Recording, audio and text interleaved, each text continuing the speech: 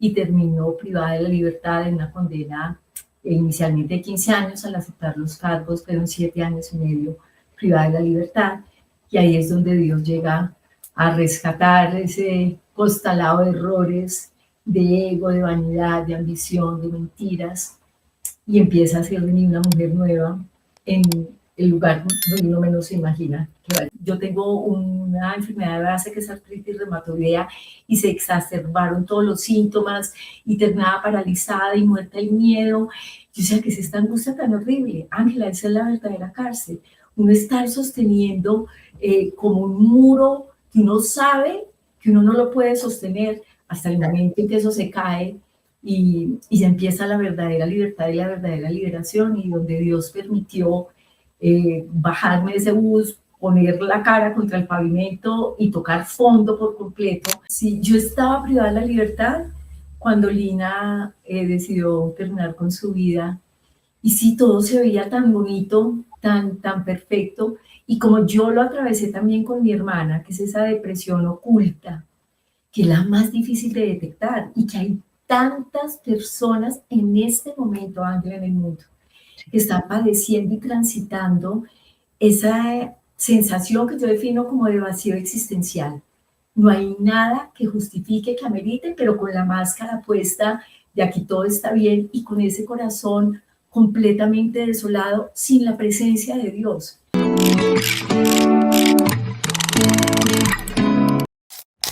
Esto es AVE Hablando de Verdad, un espacio donde la verdad se defiende desde la fe, desde la razón y desde el amor. Bueno, buenos días, querida audiencia de AVE Hablando de Verdad. Hoy con una invitada muy especial, que es Adriana Arango. Adriana Arango, una mujer muy valiente, una mujer que fue un ícono en mucho tiempo en Colombia, porque nos presentaba las noticias todas las noches, y pues todos los colombianos la vimos muchas noches presentando el noticiero, al lado de María Elvira también, ¿no? De María Elvira Arango. Entonces, hoy estamos con ella, que nos va a contar en nuestra sección de Vuelve su historia, su testimonio de volver a la casa del Padre, como me decía hace un rato, y de todo lo que ella vivió, digamos, en el mundo de los medios de comunicación y de la fama, y cómo el Señor la recogió y la volvió y la trajo a sus brazos. Gracias, Ángela, complacida de estar en tu canal, en esta sección, y un saludo pues a todas las personas que van a ver esta entrevista. Bueno, Adriana, pues como acá hay muchos que no son de nuestra generación, espero, hay muchos que sí, pero muchos que no. Un poco me gustaría que le cuentes a la audiencia pues quién es Adriana Arango y un poco algo de tu historia de niña, de tu historia en la juventud y de tu paso por los medios de comunicación, así algo como resumido. Un resumen ejecutivo. Bueno, nací en Medellín hace 61 años, nací en un hogar católico tibio, como decimos, pues basado solamente como en las condiciones sociales de cumplir con los sacramentos, el bautizo, la confirmación, la primera comunión, el matrimonio, pero más pensado desde el punto de vista social, como hay que cumplir con esto, pero cuál es el vestido que nos vamos a poner y dónde vamos a hacer la fiesta y qué pastel vamos a encargar. Más bien como que la semilla que se sembró en mi corazón fue porque estudié en un colegio católico toda la vida, desde kinder hasta que me gradué en el Marymount de Medellín. Vivíamos con mi abuelita, que era una mujer muy devota, y fue la que me llevó a mí a misa. Teníamos un Sagrado Corazón de Jesús grandísimo en nuestra casa, vivíamos en una casa muy grande. Yo soy hija de un médico cirujano de urgencias, y mi mamá era secretaria ejecutiva de algunas empresas en Medellín. Fuimos 4 hijas en un hogar de clase media, muy normal, donde hubo valores, disciplina, mucho amor, mucha exigencia también a nivel académico. Y me acuerdo que mi papá nos rezaba el ángel de la guarda por la mañana, y por la noche nos daba la bendición, pero pare de contar. O sea, no había como más formación y crecimiento en la fe.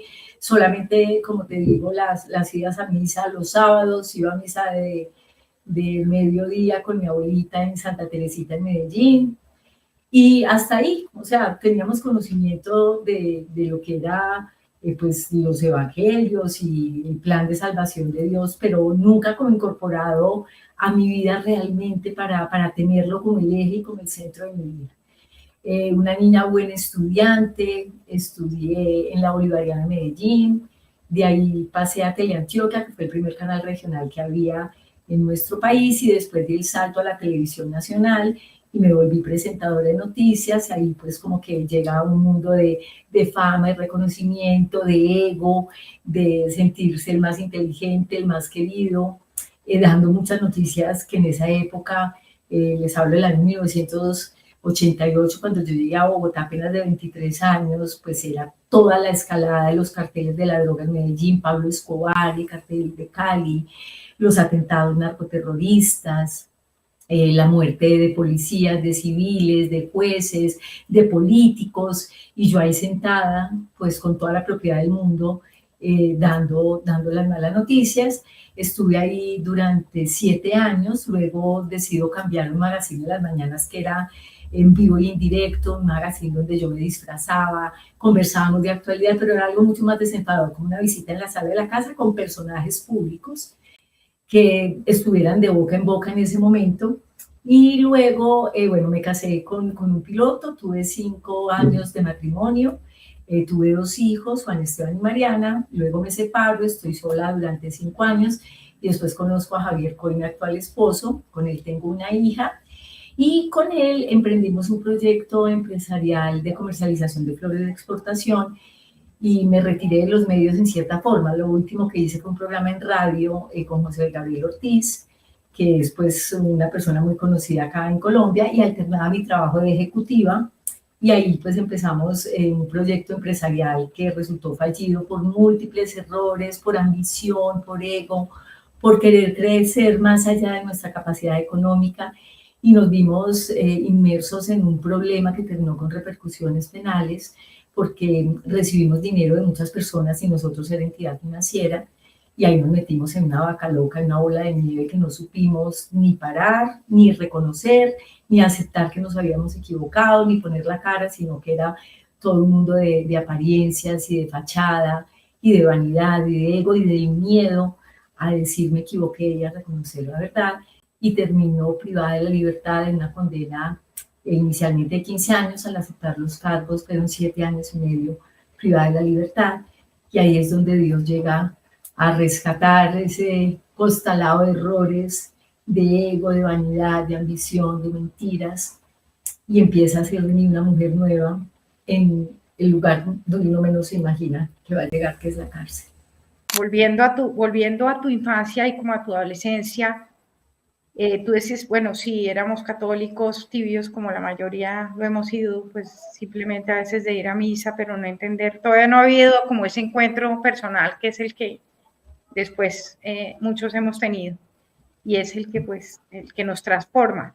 Pero digamos, de todas maneras, tú siempre sentías a Dios en tu vida, no era que estuvieras en pelea con Dios y que no creo en Dios y que no me interesa Dios, no.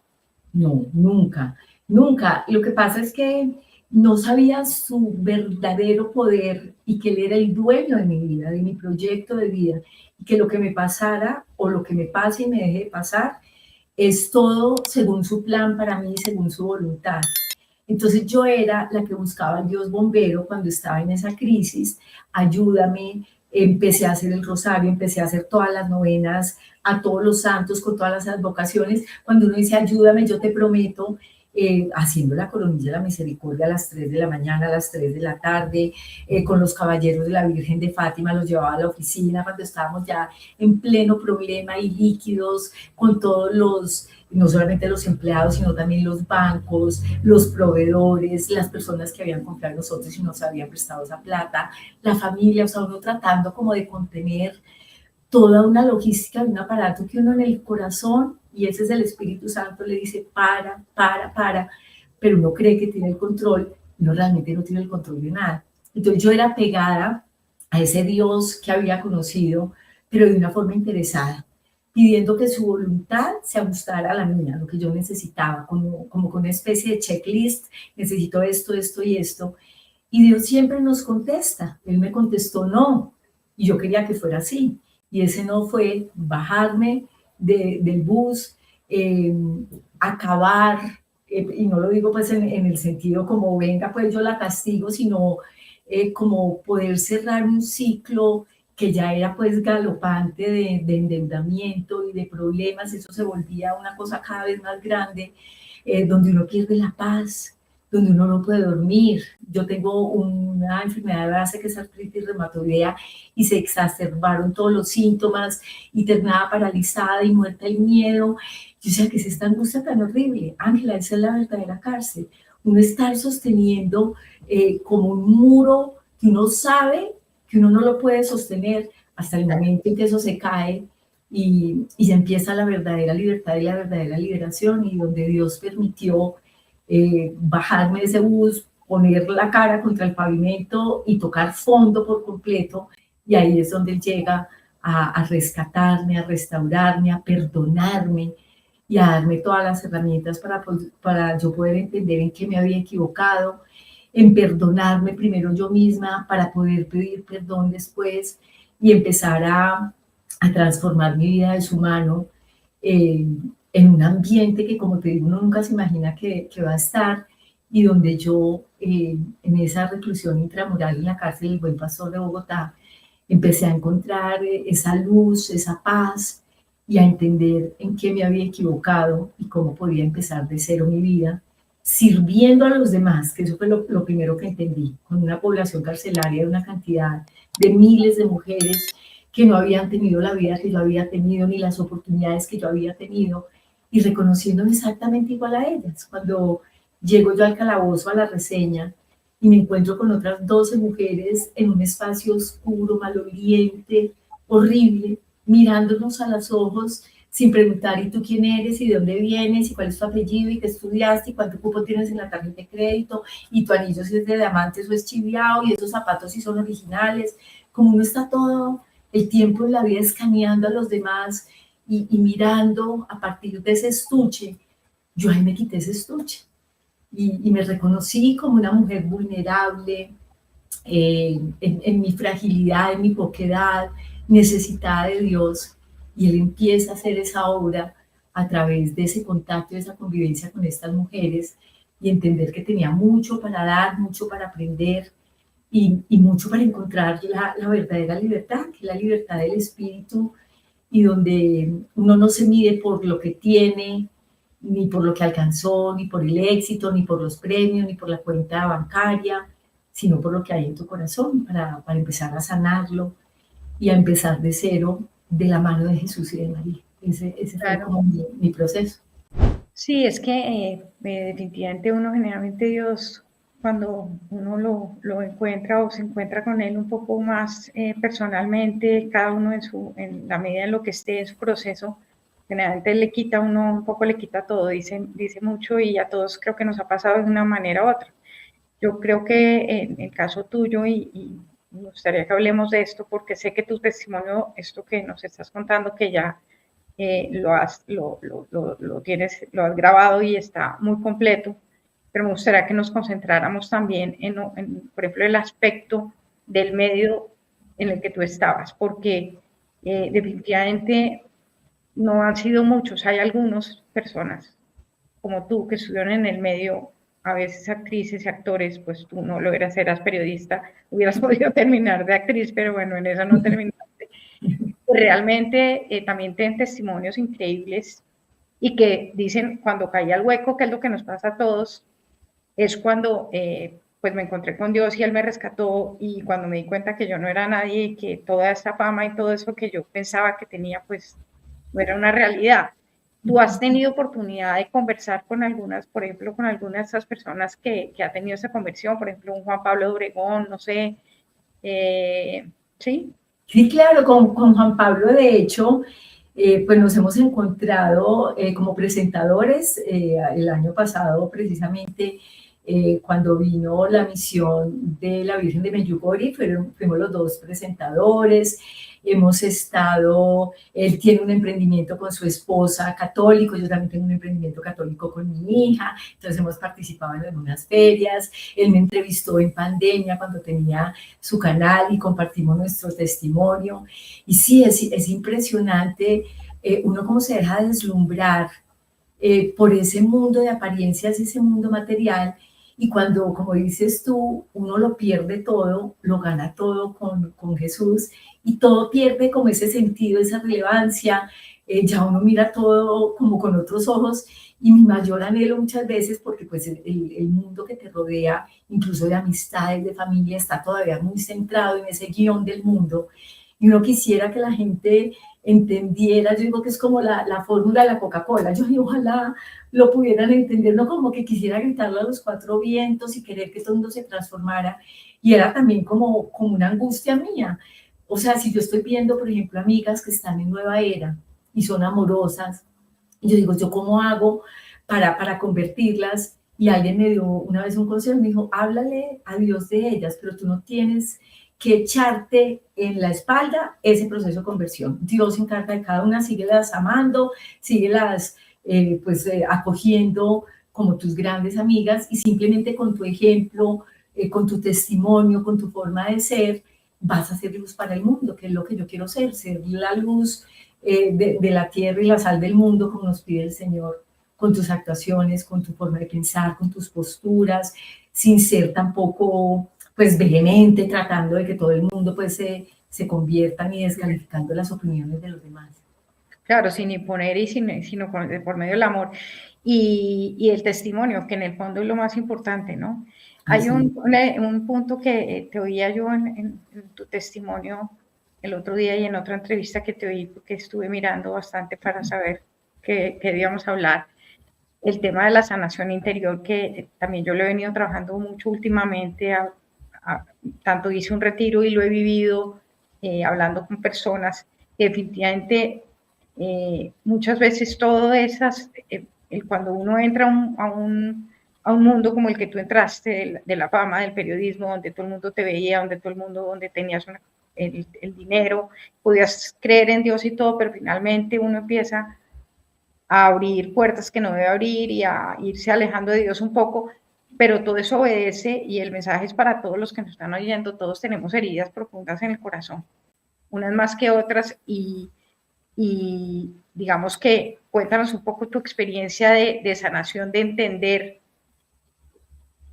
que todo eso que finalmente se dio, según lo que he oído, es en la cárcel, cuando ya te viste con unas personas en un sitio donde nunca te imaginaste, porque ¿quién se va a imaginar que uno va a encontrar a Dios en la cárcel? Claro que tantos retiros de Maús ha habido en la cárcel, y que tantos milagros ha habido en las cárceles de Colombia, por lo menos, y me imagino que del mundo. Háblanos de la experiencia de sanación. Pues, a ver, todo lo que yo tengo identificado, porque hay muchas heridas que tú ni siquiera sabes que tienes, y se las he entregado al Señor, y le digo, tú sabes lo que hay en lo más profundo de mi corazón que yo ni siquiera tengo identificado. Entonces, ve hasta allá, por favor, limpia, sana, repara, restaura y restablece sobre todo las relaciones de amor, que es donde se manifiestan las heridas, donde no hay amor, donde no hay paz, donde tú sientes que estás actuando, pero que eso no te da esa paz, de esa conciencia, ese Espíritu Santo, de ese Pepe Grillo, como le digo yo, o le decía yo a mis hijos, que es esa vocecita interior que te dice por ahí no es. Entonces yo, la más clara e identificada fue a partir de, incluso desde mi gestación, porque yo no fui deseada, yo fui un accidente, como millones de personas en el mundo creo que hemos sido accidentes de momentos de calentura, de no conciencia, de embriaguez, de apasionamiento, y yo creo que fui concebida en esas condiciones, porque mi mayor evidencia es que mi hermana Claudia, que ella falleció cuando tenía 18 años, ella se suicidó. Ella había nacido en febrero y yo nací en diciembre. O sea, mi mamá estaba todavía en plena dieta. Y yo, cuando empecé a tener un poco de uso de razón, como hacia los 7 años, le pregunté a mi mamá, mami, ¿y por qué las dos nacimos en el mismo año? Y ella me contestó de forma muy jocosa, que a mucha gente le causa risa: mi hijita, es que salió el médico y entró su papá. Y eso en mí generó esa evidencia de no haber sido deseada, pero con las ganas y el anhelo de ser reconocida, valorada y amada, que es una de las necesidades básicas emocionales de cualquier persona. Yo sí valgo para el mundo, yo tengo que ser querida, entonces me volví la mejor estudiante, la mejor hija, la mejor hermana, la mejor, la mejor, la mejor. Y también con ese deseo loable que tienen todos los papás de que tus hijos sean los mejores en todo. Mi papá me decía, o nos decía a las 4 hermanas, tienen que ser excelentes, tienen que descollar. Entonces nos volvimos las mejores estudiantes, no había pierde en nada. Y eso genera en mí pues el convertirme en una mujer perfeccionista, intransigente, implacable, cuadriculada, que señalaba, que se creía la mejor del mundo y que las circunstancias te empiezan a reconocer de pasar de ser una excelente estudiante en el colegio a la universidad, luego en medios de comunicación. Entonces yo era un pavo real, yo me creía la mejor, pero era por esa herida de no sentirme abandonada, de no sentirme valorada y de querer decirle al mundo, miren que yo sí valgo la pena, es que yo soy la última en guarachas, yo soy lo mejor del mundo. Entonces esa herida la tenía plenamente identificada y el no permitirme equivocarme, porque a mí me habían metido en ese libreto, usted tiene que ser la mejor. Para sanar esa herida yo tenía que ser la mejor. Entonces cuando llega un problema, yo decía, es que a mí nada me queda grande.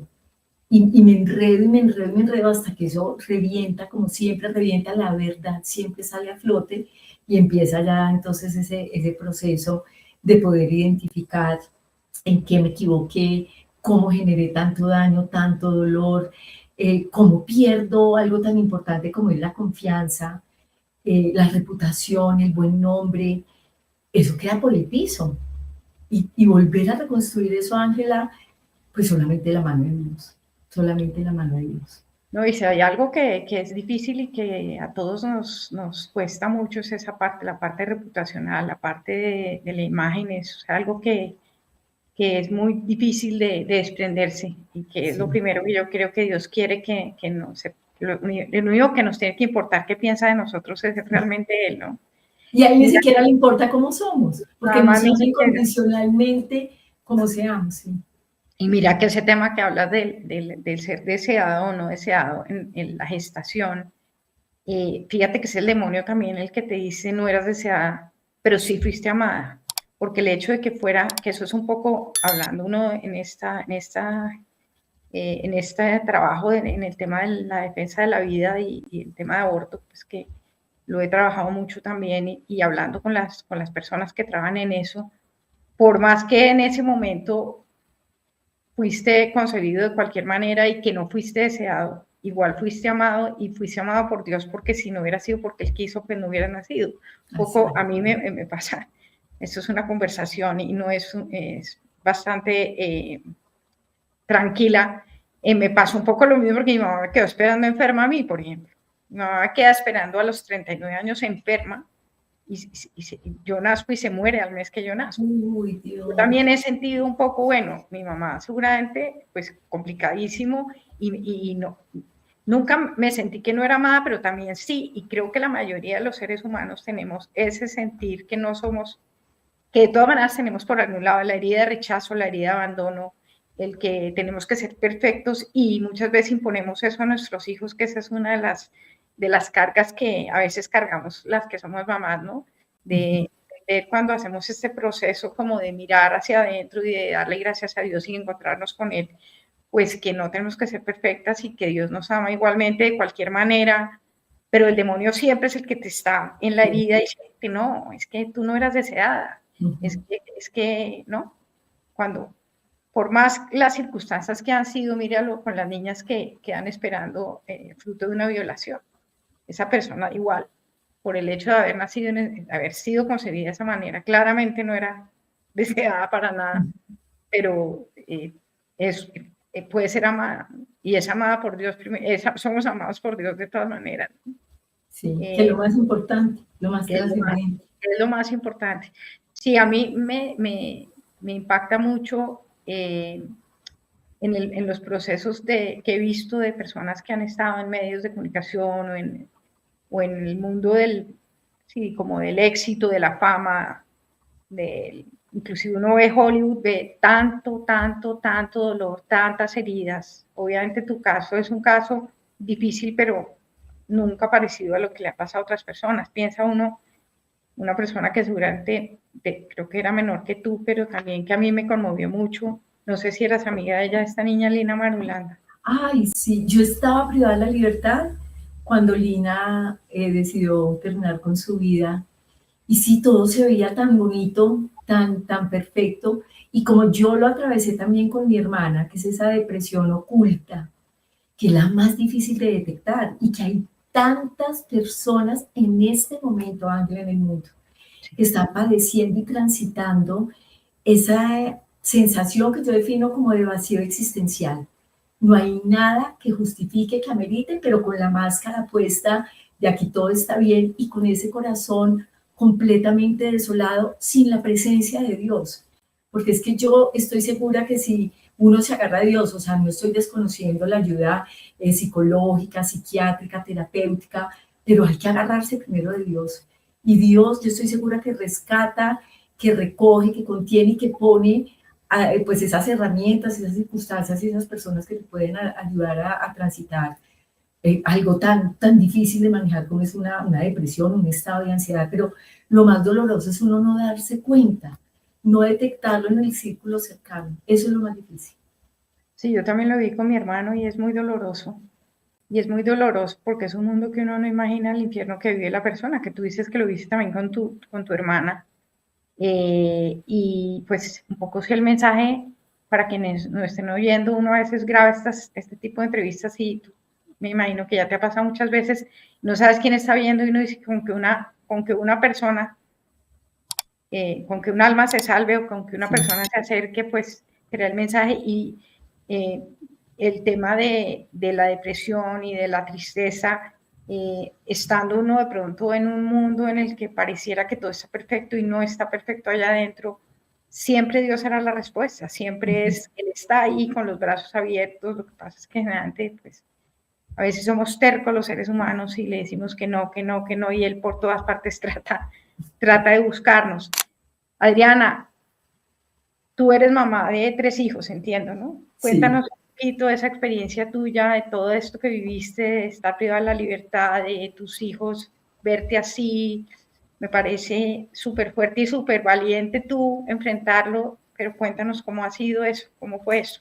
Pues con los dos mayores, ellos sabían la verdad de nuestra situación, de nuestra realidad, de todo el problema cuando se empieza pues a complicar todo y sobre todo cuando llega la demanda penal, porque una cosa es tú estar lidiando una crisis financiera y de liquidez en tu empresa y otra cosa es que eso ya salte a instancias judiciales y a instancias mediáticas, porque lo que yo digo es que mucha gente puede tener problemas con la justicia, pero no sale en los periódicos ni se vuelve pues el titular de prensa. Entonces era lidiar con toda esa carga, con toda esa vergüenza, con todo ese miedo, esa incertidumbre, esas ganas de decir me equivoqué, pero yo no soy delincuente, y mucha gente que pone como en entredicho, esta sí era la delincuente de cuello blanco, vea cómo nos engañó, pero también muchas personas que creyeron en mí, no se equivocó, la embarró, no fue capaz.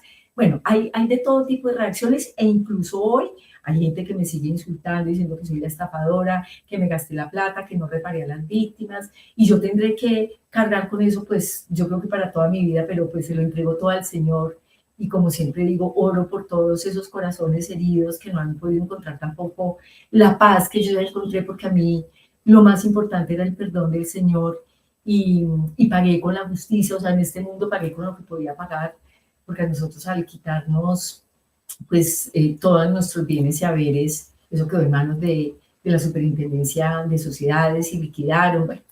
Pero con mis hijos fue un tema muy doloroso, sobre todo porque eran adolescentes. Juan Esteban tenía 15 años, Mariana 12, y Natalia, la chiquita, que es la hija que tengo con Javi, mi segundo esposo, pues ella sí la recubrimos en una mentira blanca, como en la película En Busca de la Felicidad.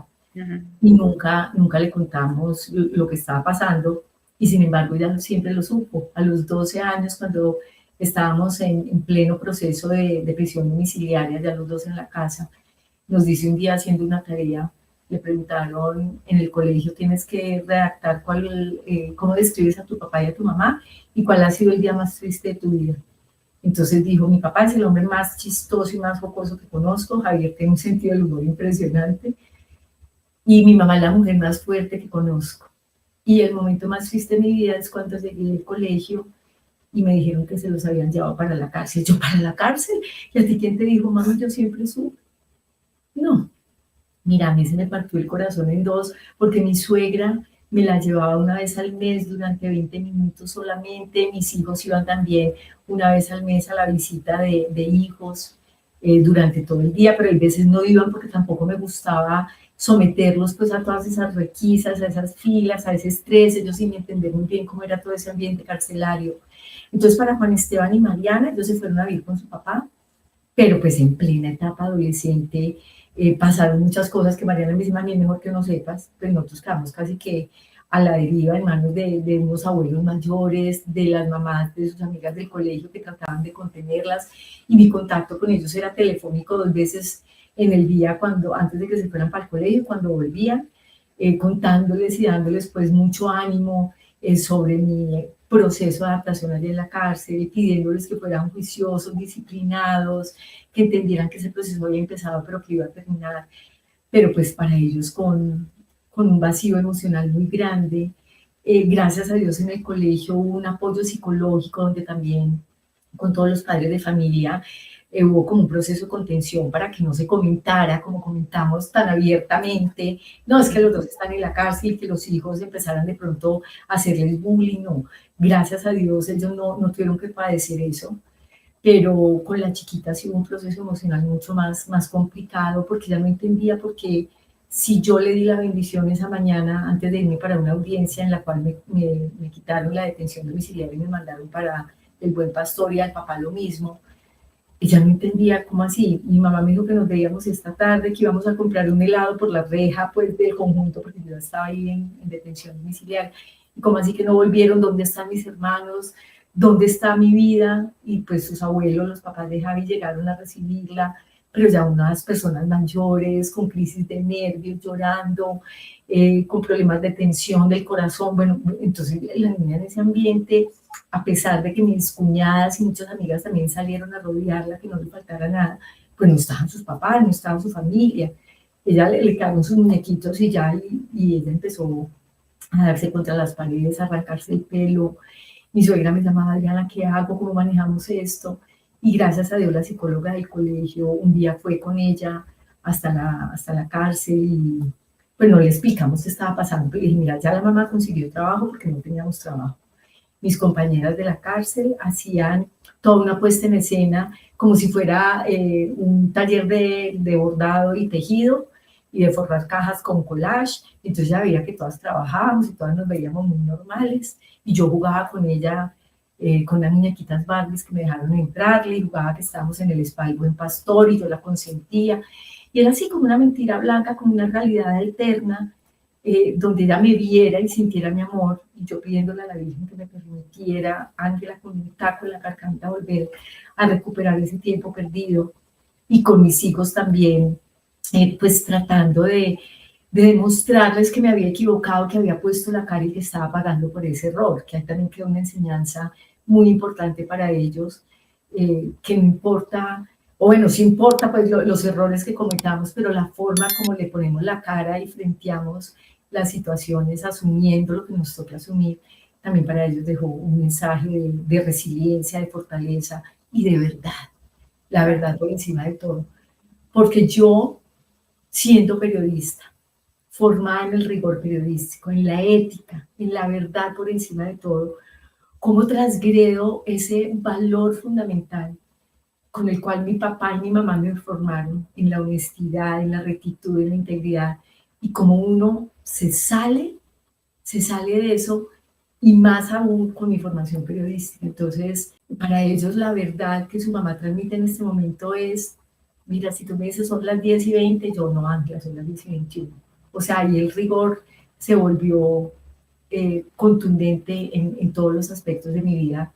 Y luego recuperar en ellos como el daño emocional que hubo, con compañía, con presencia, con escucharlos, con acompañarlos, con estar incondicionalmente para ellos. En lo que ellos necesiten, yo estoy ahí, sin volverme invasiva en sus vidas, porque ya los dos mayores tienen su proyecto de vida, ya la menor, pues que todavía vive con nosotros, ya está terminando su universidad, está haciendo sus prácticas laborales, entendiendo y acompañándolos, pero siempre sabiendo que ese corazón de la mamá que les generó también con sus malas decisiones tanto dolor, está ahí para amarlos, para acompañarlos, para reconfortarlos, para recoger los platos rotos que me toca recoger de sus vidas y de sus decisiones también.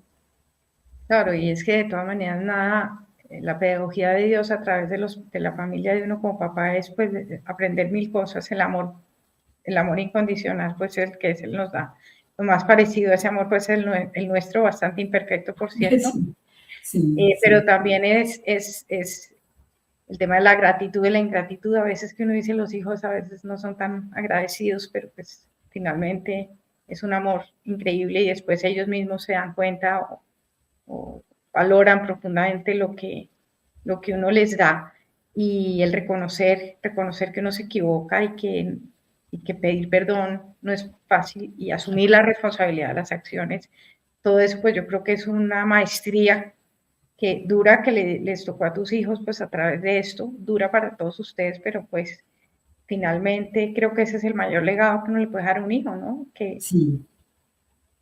pues que seamos capaces de decir, perdón, me equivoqué, cometí un error,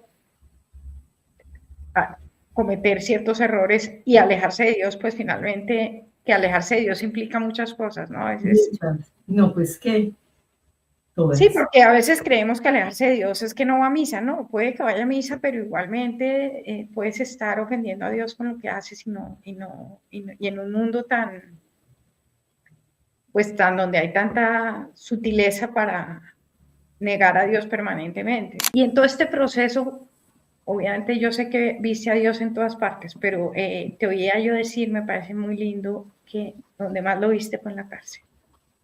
Sí, fue impresionante, como te digo, o sea, ese primer contacto con estas mujeres en el calabozo, donde yo ahí todavía no sabía que detrás de esos ojos estaba Jesús. O sea, eso lo entendí mucho tiempo después. Claro. O sea, hay otras mujeres iguales a mí, pero cuando llego al patio que me asignaron y salen todas a recibirme y a abrazarme, y una de ellas que fue como mi ángel guardián me decía en el oído, todo va a estar bien. Y yo, ajá, a ver, hello, ¿cómo así que todo va a estar bien?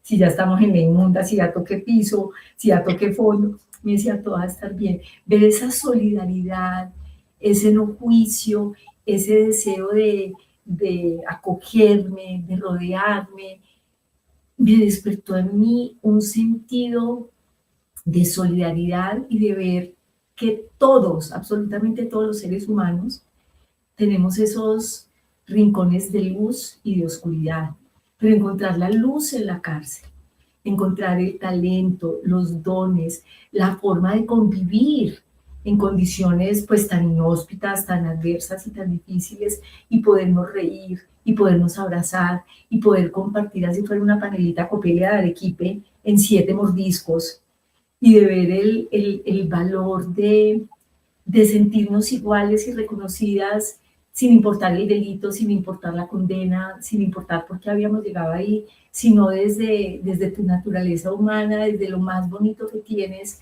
de aprender de las otras, de su historia de vida, de momentos de mucha esperanza, de transmitir ilusión. Yo me acuerdo, por ejemplo, la primera Navidad que viví, bueno, y la única que me tocó en el Buen Pastor, porque las otras las viví en prisión domiciliaria, la Semana Santa.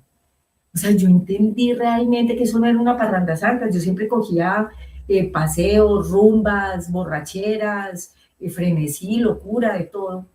Entender lo que era una Semana Santa, poderme confesar con el capellán de la cárcel, poder comulgar, poder recibir la visita de un sacerdote, del padre Llano, que él había sido jesuita y escribía para el periódico El Tiempo una columna todos los domingos. Él era el tío, Alfonso Llano, él era el tío de uno que fue novio mío en Medellín. Bueno, ese novio ya falleció, Alejandro, y él llegó un día, un sábado de visita. Yo llevaba 2 meses en la cárcel, y un día llega sin anunciar visita un sábado, lo dejaron seguir porque uno pues tenía su lista de quién quería que lo visitara con autorización.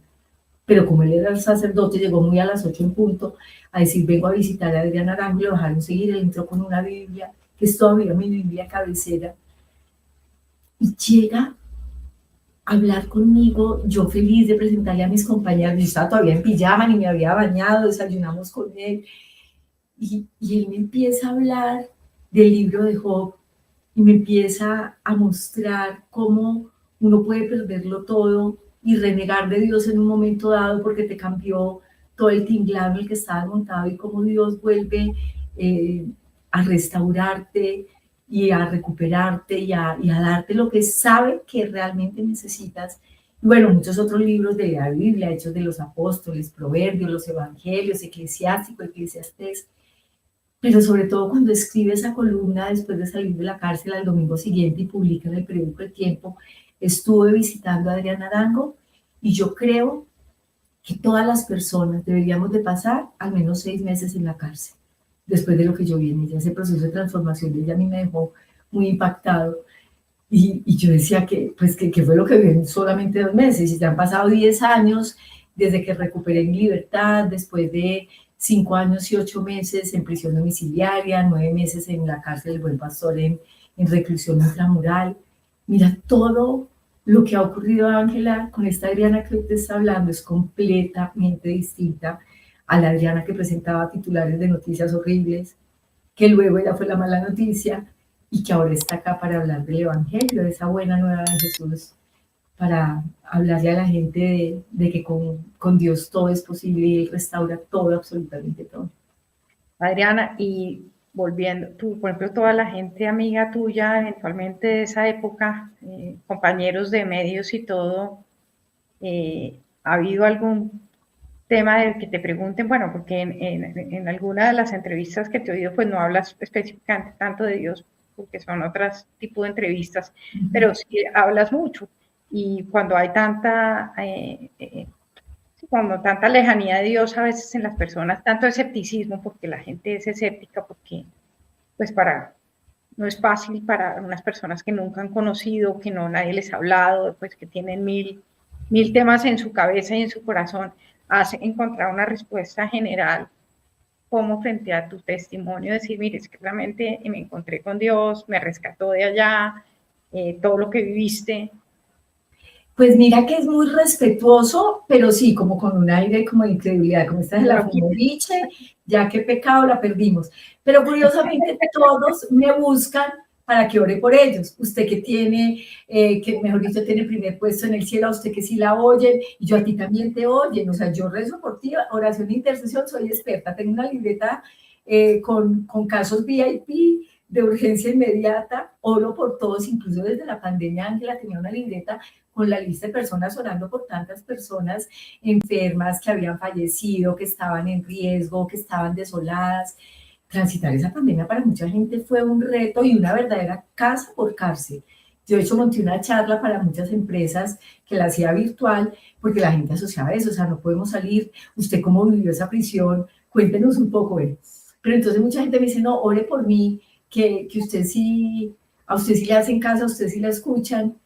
Entonces yo digo, en el fondo, sí hay una conciencia de Dios, lo que pasa es que no han querido abrir su corazón y recibir toda esa grandeza de gracia, de fe, de esperanza, de caridad, de misericordia. No saben lo que se están perdiendo, pero bueno, pues Sí, es el proceso de cada. no, y es que yo sí veo, por ejemplo, obviamente guardadas proporciones porque no es lo mismo, pero uno sí ve, y te pregunto tú qué piensas, por qué será. Yendo uno al tema de Hollywood, pues que es otra cosa, pero sí un poco en el tema de artístico, o sea, todo lo que implica medios de comunicación, éxito es un medio muy pesado, o sea, muy complejo. ¿Por qué tú crees que es Pues así? porque es que el Dios es el ego y el rey es el dinero. Y el mayor patrimonio que tienes es tu reconocimiento, tu trayectoria, cuánto cobras, qué talento tienes, y eso solamente te lo ha dado Dios y tú crees que es producto de tu inteligencia, de tu capacidad, de tu creatividad, de tu derraquera. Es por eso, porque están completamente trastocados, no tanto los valores, sino quién es tu Dios. Ahí donde pones tu corazón, ahí está tu tesoro. Claro, Tal claro. cual. Claro, claro. Y mira, uno ha visto, ha habido películas sobre cárceles y generalmente pues uno, y yo me acuerdo oírte decir que cuando llegaste empezaron a gritarte, bienvenida Adriana Arango, ¿no? Sí, sí. Yo decía, qué miedo. No, pues no te imaginas el pánico, mira, ese corazón se me va a salir, yo no, aquí me van a picar viva, me van a violar, porque uno además tiene todas esas elaboraciones y estereotipos de los guiones de película, que no digo que no sea así, puede ser incluso peor, pero entonces uno entra con ese pánico, ya me reconocieron, yo soy aquí la famosa del patio, y aquí me van a sacar los ojos y me van a hacer de todo, y no, nada más lejos de la realidad de lo que yo viví. Ángela, yo no tuve ni un solo altercado, ni una sola discusión, ni una sola salida en falso, ni de parte mía, ni de parte de mis compañeras, tanto de mi patio como de los otros 8 patios, son 9 patios, ni de la guardia, ni de los directivos, ni de los funcionarios. O sea, de verdad, nada. Es milagroso porque en una convivencia así, en ese ambiente. Nada, absolutamente nada. Yo dije, ¿yo para qué llegué acá? ¿Yo por qué estoy acá y para qué llegué acá? Y yo, o sea, desde el otro día, con los pajaritos que oí a las 4:30 de la mañana, yo entendí, esto ya empezó y esto algún día termina. Y yo Dios, creo que ellas veían a Dios en ti de todas maneras. Tú eras testimonio de Dios, que tú eras testimonio de Dios para todas ellas, seguramente. Sí, yo creo que sí. Yo porque creo una que gracia especial, porque no es normal, o sea. Sí, impresionante, pero también yo pienso que es por mi forma de ser. Yo tengo una capacidad de adaptación a todo. Soy como muy ecuánime y trato de generar siempre un buen ambiente. O sea, si yo veía que había roces, yo entraba de forma muy amable, no sintiéndome pues aquí la negociadora de paz, pero entraba como a bajar los ánimos y a entrar con sutilezas o con cosas simples o que sonaran banales, como para bajar, pues porque hay estrés, hay tensión, hay una carga emocional también en todas pues que no es fácil de manejar, hay mucha victimización y eso hay que saberlo manejar. Entonces, no hay que asumir porque estamos acá y de aquí no nos vamos a quedar. De aquí salimos y tenemos que salir siendo mejores personas y darles pues ánimo, hacerlas reír, compartirlo mucho lo poco, enseñarles lo mucho lo poco, generarles como otros espacios para que no estuvieran pensando todo el tiempo pues en que estamos privadas de la libertad, que hay otras formas de conseguir la libertad. Fue un proceso muy bonito también donde yo descubrí como unos recursos internos y talentos y dones que no sabía que tenía en esa relación con mis compañeras. Entonces creo que fue por eso. Adriana, una pregunta. ¿Tu primer marido, tú te casaste con él por lo católico? No, porque él venía de una separación, él nunca se divorció, él se había casado por la iglesia y nos casamos por lo civil en Ureña, Venezuela. Y ya después cuando nos separamos y nos divorciamos, yo pues tenía todo el camino libre para poderme casar por la iglesia. Entonces me casé con Javi por la iglesia, mis hijos fueron los pajecitos, me casé en Medellín, mi papá me entró de vestido blanco, yo de muy 37 años, pero pues entré a la iglesia de Santa María de los Ángeles en Medellín, el sacerdote se acaba de ordenar, era su primera homilía de matrimonio, y tú no te imaginas la belleza como habló, y bueno, esos votos en la tristeza y en la alegría, en la pobreza, en la riqueza, en la salud y en la enfermedad. Y como digo yo, faltó decirnos en la libertad y en la privación de la libertad, porque los dos transitamos juntos ese proceso. Sí, porque sobre eso te quería preguntar, porque esa parte que la audiencia no la sabe, que a ti y a tu esposo ambos terminaron encarcelados al tiempo, o sea, los dos al tiempo, sí, todo el por la misma condena, el mismo tiempo, los mismos delitos, y entonces pues fue una situación atípica, casi que extraordinaria. No se dan muchos casos en que los dos pierdan la libertad, sino pues uno de ellos. Y ahí había pues un porcentaje de fracaso total del matrimonio, que claro, muchas parejas se separan, no saben sobrellevar una situación tan difícil como esa. Y a Javier le decía a la trabajadora social de la cárcel, o sea, aquí prepárese, porque usted seguramente no termina su proceso de privación de la libertad casado, usted seguramente en ese tránsito se va a separar y se va a divorciar. Y mira, aquí seguimos 24 años después, en las duras y las maduras, como un par de novios. O sea, no se volvió una relación distante, ni eso, pues como tantos matrimonios después de un tiempo que se convierten es como en un amor, buena relación filial, de compartir gastos y techo, pero haga usted su vida, yo hago la mía, y aquí no hay nada.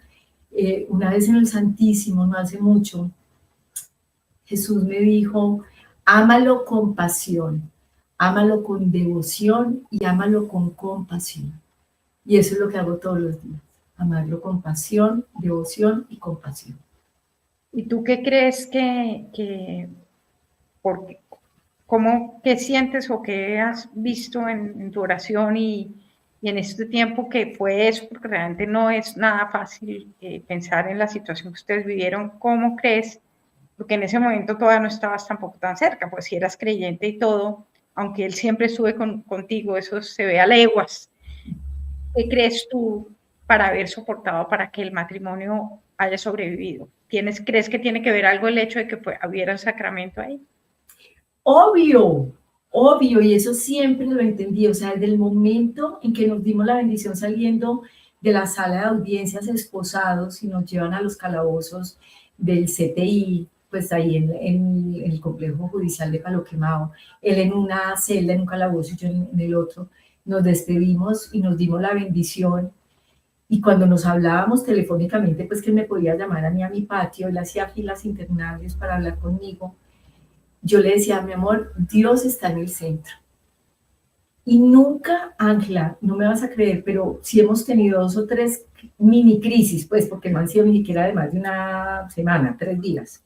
En estos 24 años de casados, nosotros tenemos un acuerdo y es poner a Dios, o sea, el matrimonio es sagrado, no es lo que tú pienses, no es lo que yo crea, no es yo jalo para acá y tú jalas para allá, y esto es lo que a mí me interesa y tú verás, y problema tuyo si no quieres, siempre está Dios y siempre con el mayor respeto, con la mayor reverencia, ponemos el problema a los pies del Señor. Él está siempre en el centro de nuestro matrimonio y de nuestro amor. ¿Y eso siempre fue así, inclusive antes? Desde antes de que se desatara la crisis, desde antes, Dios está en el centro y Dios es el que nos ilumina con su Espíritu Santo para saber cómo transitamos este desacuerdo, esta dificultad, este malestar, esta incomodidad, esto que no me gustó.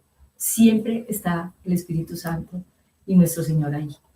Claro, es que sí. En el sacramento la responsabilidad es con Él también, que eso es lo que tampoco, que hablando, ahorita que hablábamos antes de iniciar la entrevista, que la razón de este canal es que hay tanta información, tantas cosas maravillosas, tantos regalos que Dios nos ha dado a través de nuestra fe, de nuestra Iglesia Católica, que no los conocemos, no tenemos ni idea. El tema del sacramento del matrimonio, pues es increíble, es un regalo porque es el que Él nos arropa, Él está en la mitad, Él está casado con nosotros porque Él es el esposo.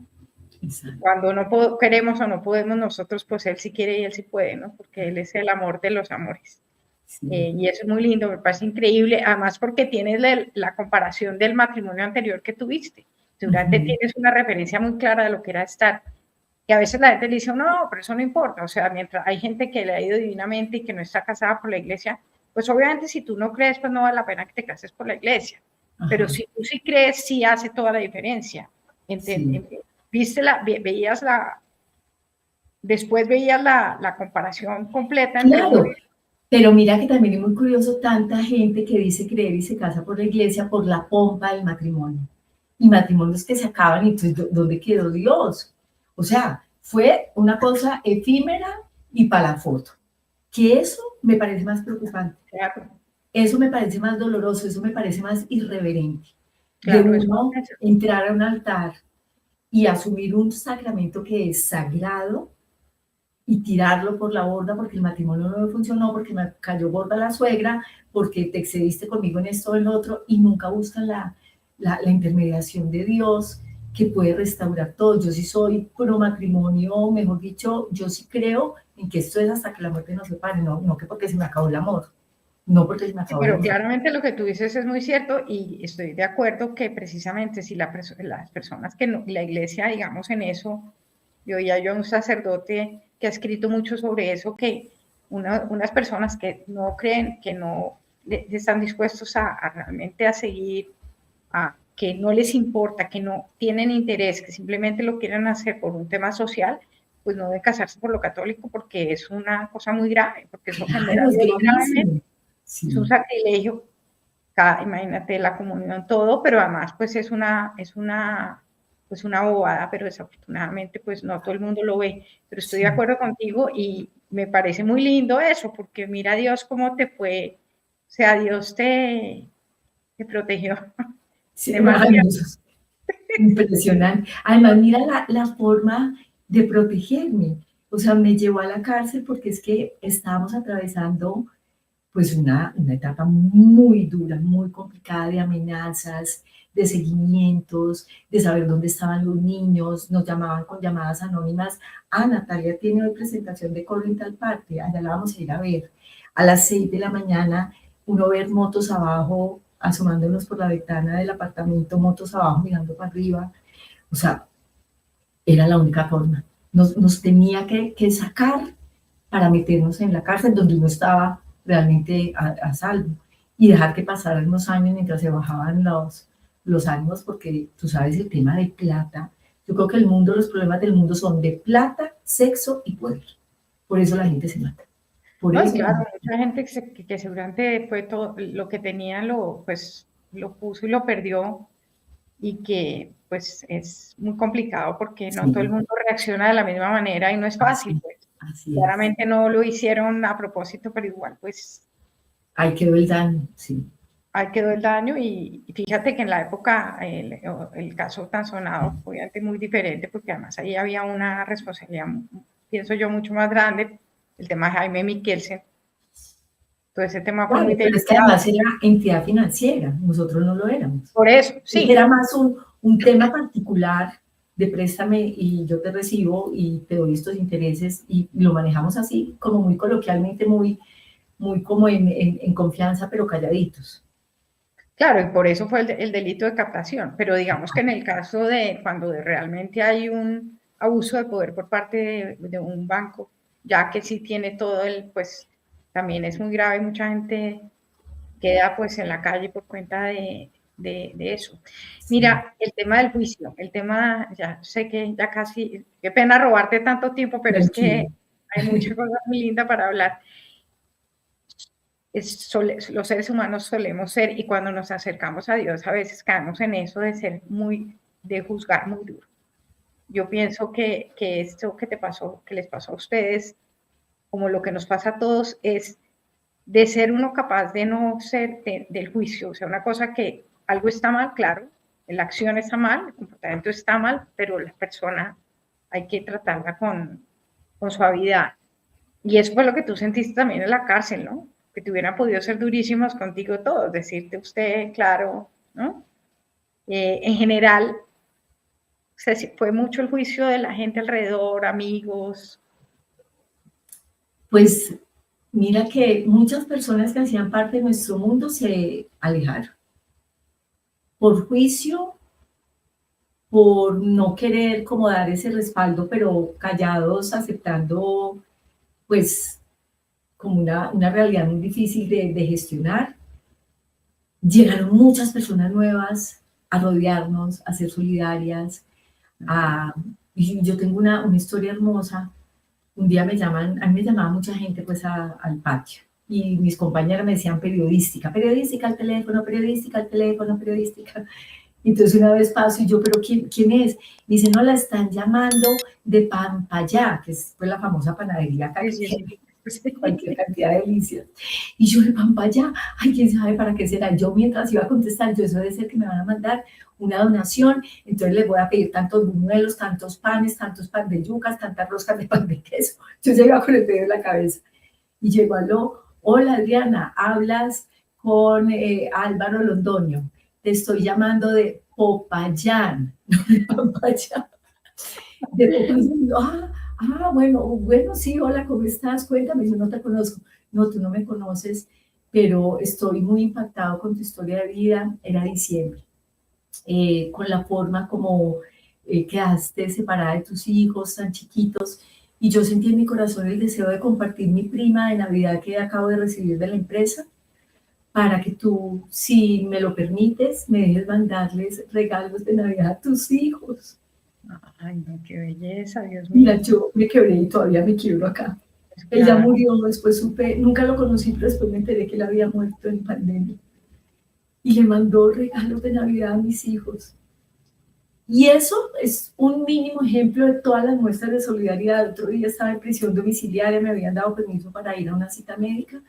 Y cuando vuelvo, en la portería del edificio, señora Adriana, le dejaron este sobre, ¿qué será?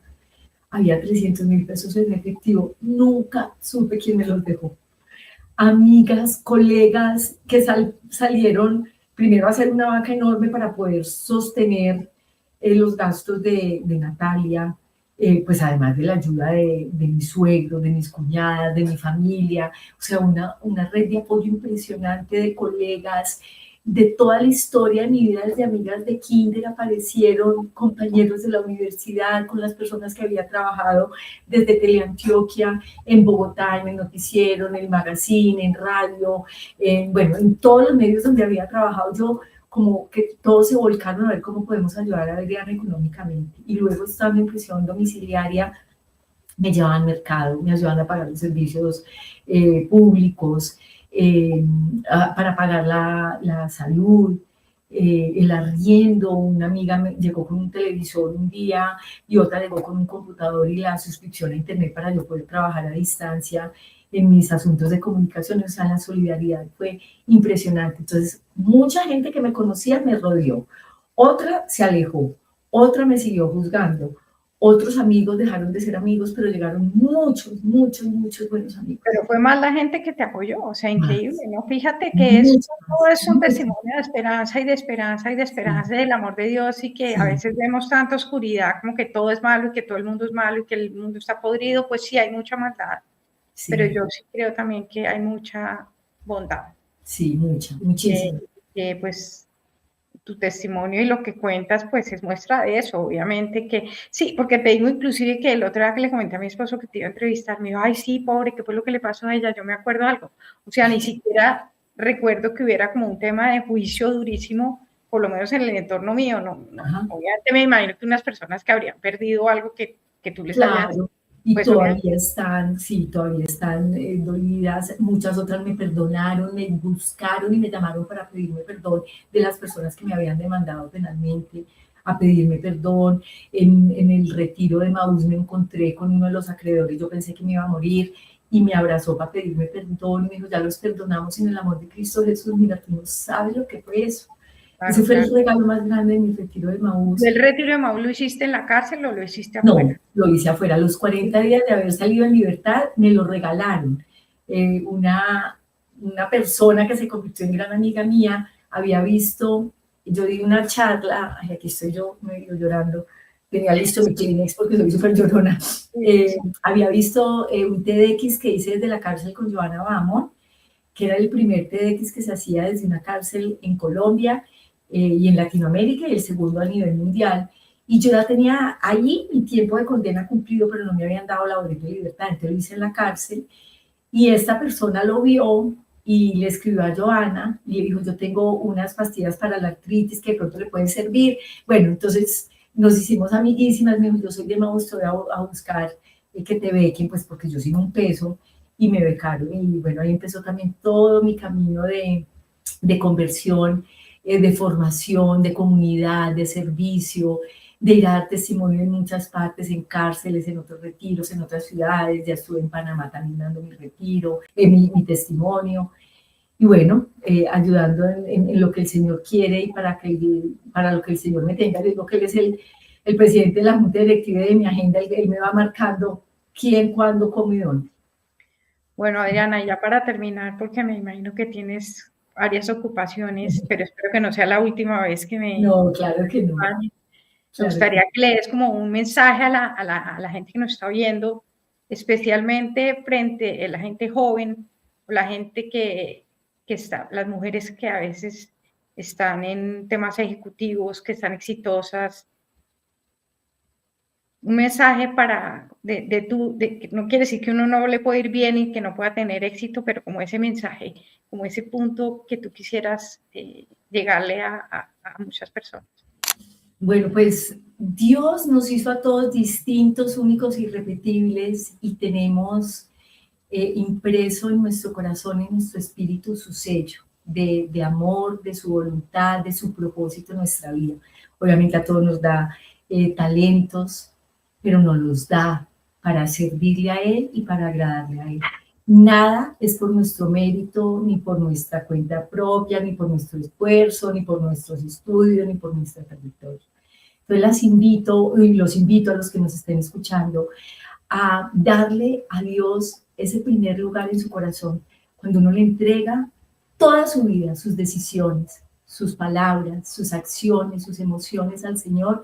Él transforma todo, se encarga de todo y es tan deliciosa la vida de su mano. No quiere decir que sea fácil, hay desafíos, hay pérdidas, hay duelos, hay dificultades, pero Él pone en nuestra capacidad humana los recursos, las circunstancias y las oportunidades para salir siempre adelante y siempre dándole la gloria a Él.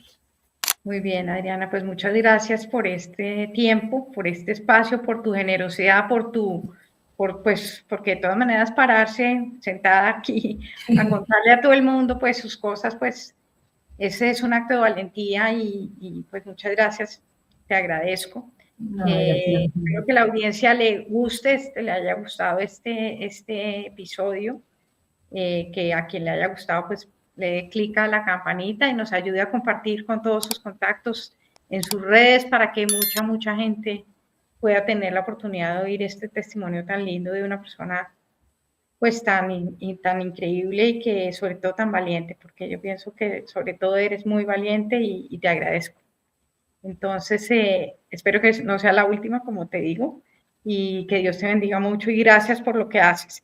Amén, tan linda, Ángela, a ti también, pues por esa misión que tienes y de que nos podamos unir a replicar ese mensaje de amor, de esperanza, de fortaleza y que la vida de la mano de Dios es lo que nos merecemos y es lo que Él quiere. Permitirle entrar a nuestra vida para transformarle, para hacernos libres y felices.